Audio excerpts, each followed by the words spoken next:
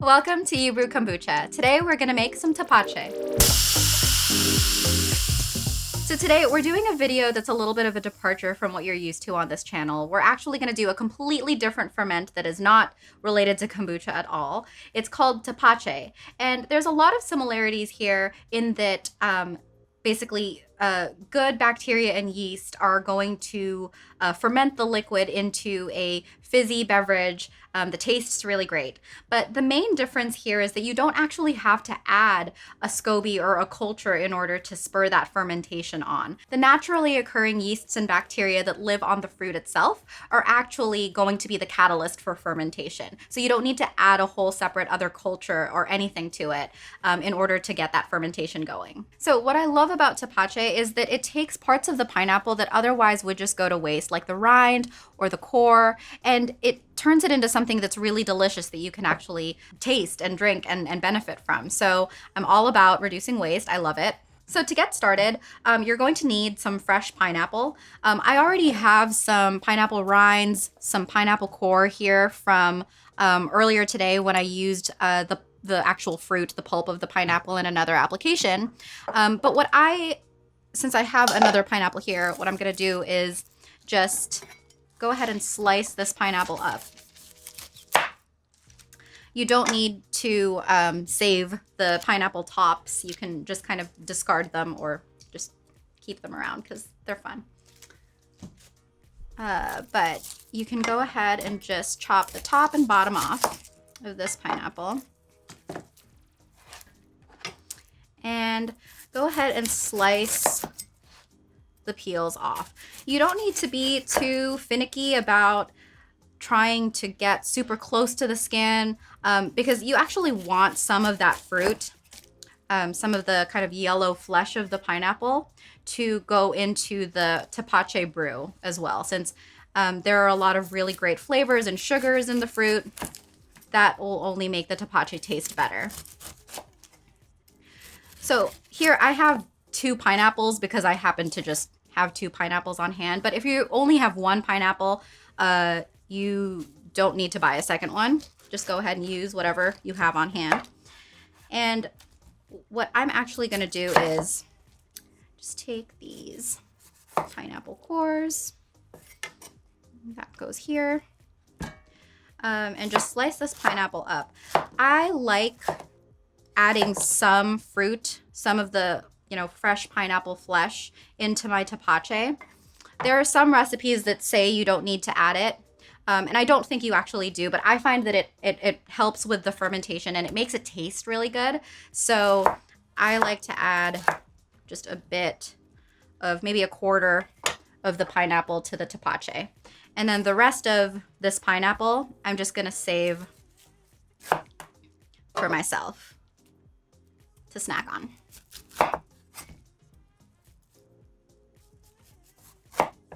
But we are gonna save the cores for the Tepache.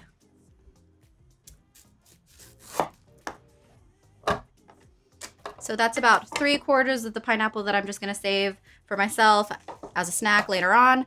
The rest, the peels, the cores, and about 1/4 of a pineapple we're gonna put into the actual Tepache brew. So to get that going, I am going to take about 1 cup of brown sugar. And it doesn't really matter whether you use light or dark brown sugar. The only difference there is the amount of molasses that is in the sugar. So dark brown sugar has a higher amount of molasses and light brown sugar has less. I think I have golden brown. I don't know if that's in between light and dark brown sugar, but that's the kind I have. So that's what I'm gonna use. I am also gonna add some water. And this is just filtered water that I purified using my Berkey purification system. I love my Berkey. It's actually right there behind me. I don't know if you can see it, but it makes the best tasting water. I find that it's fantastic for, obviously everyday drinking, but it's fantastic for fermentation as well because it, 1, results in really clean, delicious tasting water, but 2, it purifies the water, but it doesn't strip out any of the beneficial minerals that are actually conducive to fermentation. So it's a fantastic filtration system for water. So what I'm doing here is I'm basically just swirling the brown sugar around and trying to get it as dissolved as possible before I add the rest of my ingredients into the brew vessel. You could do this with a spoon because there are actually a couple chunks of brown sugar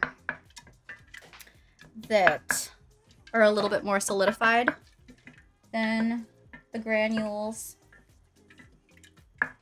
So just break up any bits. Great. Now we're gonna go ahead and add our fruit. So just take everything, rinds and all. I know it seems a little bizarre and unexpected, but that is part of the process. We're gonna add some fruit, and then I'm also gonna add in a cinnamon stick, and then just fill it all the way to the top with water.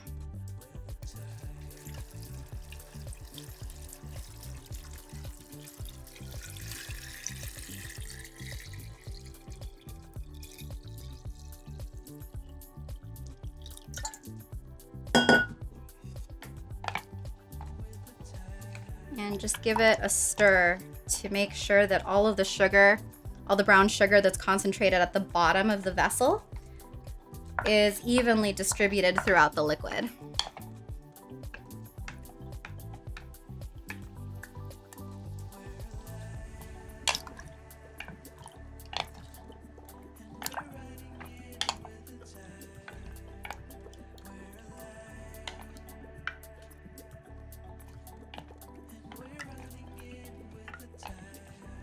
Great. And that's it. So I'm just gonna cover this very loosely with a lid. I'm actually not gonna secure it tightly. I'm just gonna do a little bit, like not even finger tight, just barely secured on there. If you wanted to, you could just use a clean cloth secured with a rubber band to cover this up. You just wanna make sure that it's protected from any insects or dust particles that might go into the brew. But this kind of not super tight lid will make it so that if there is any carbon dioxide that builds up over the course of the fermentation process, it can escape out of the brew. So now this is ready to ferment. All you have to do is just let it sit at room temperature for about a week or so. I find that my Tepache tends to be at the right level of sweet and sour right around between the 5 to 7 day mark. So I'll usually start tasting it right around then.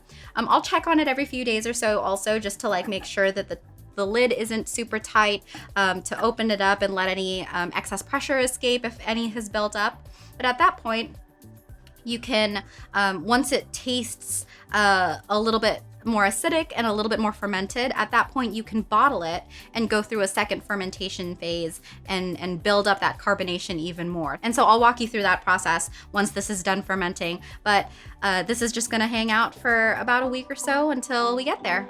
So we'll check back in about a week.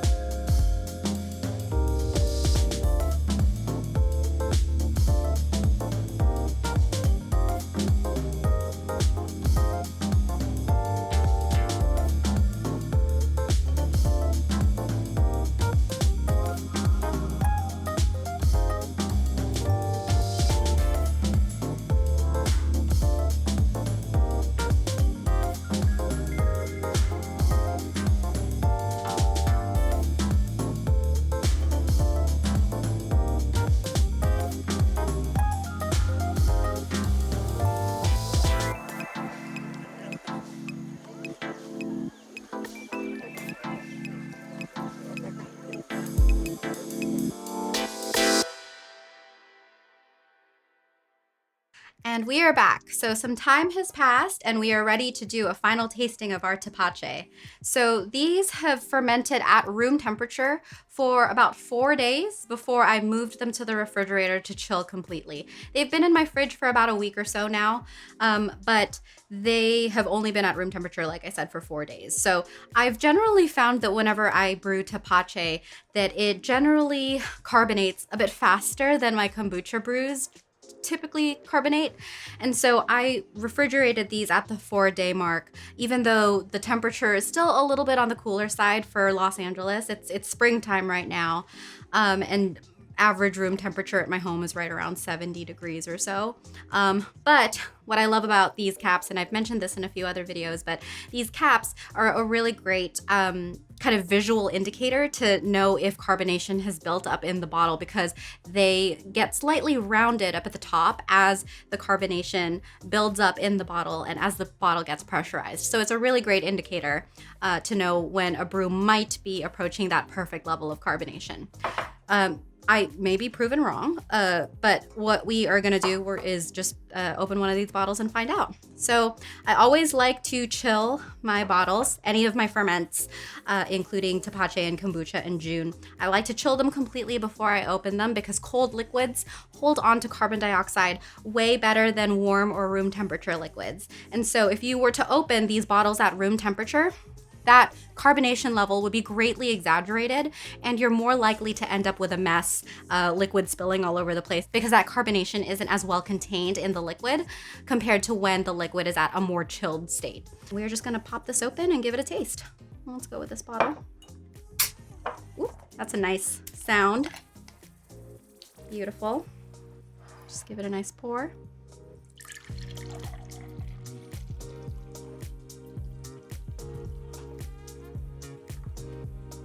Lovely. So that's a pretty mild level of carbonation. I would say that if I wanted a little bit more fizz, I could probably let that ferment at room temperature for another day or two, but this is a pretty good level of carbonation.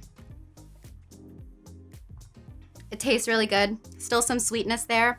Definitely get some yeast flavors and strong pineapple flavors and aromas, a little bit of acidity, but it's a good batch of Tepache right there, homemade. Yeah, I think what I might do to get these a little bit more carbonated is just leave these at room temperature for a couple more days, and you can always do that. So if you refrigerate a batch of kombucha or June or Tepache, whatever liquid ferment you're making, and you refrigerate it, and you find that it's not quite at the level of carbonation that you like, you can always take the batch back out at room temperature and let it continue fermenting. I might just leave these out, like I said, and just give it another couple, maybe 2 to 3 days at room temperature. But this is still pretty good. It's pretty lightly carbonated. So if you're aiming for kind of a very mellow level of carbonation, then this level of carbonation might be just right for you. It really is just variable depending on your taste preferences and what you're looking out of your beverage. And that's what's so great about being able to make it at home, is that you can control all of that and really make a drink that you want to drink based on what your preferences are. So I hope this was helpful. It was really fun to walk you through how I like to make my Tepache ferments. If you are curious about whatever else I'm brewing up, definitely check out the other videos on my YouTube channel. And if you are curious about brewing kombucha specifically, which is kind of my specialty, definitely go to my website, youbrewkombucha.com. Happy brewing!